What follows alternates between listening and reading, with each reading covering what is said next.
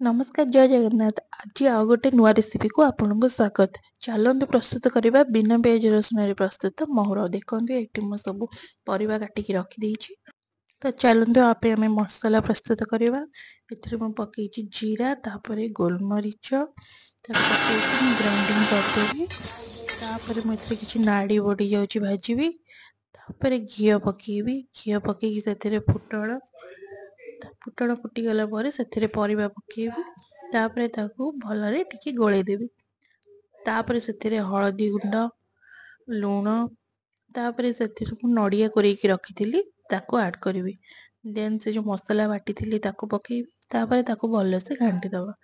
तापर से भाजी नाड़ी बड़ी को पकेगी ताकू भलसे घांटी दबा। तापर से टिके पानी देकी आम ताकू किछि टाइम फुटीबा को छाड़ीदबा। तेने एबे हमर प्रस्तुत हो गला मोहर।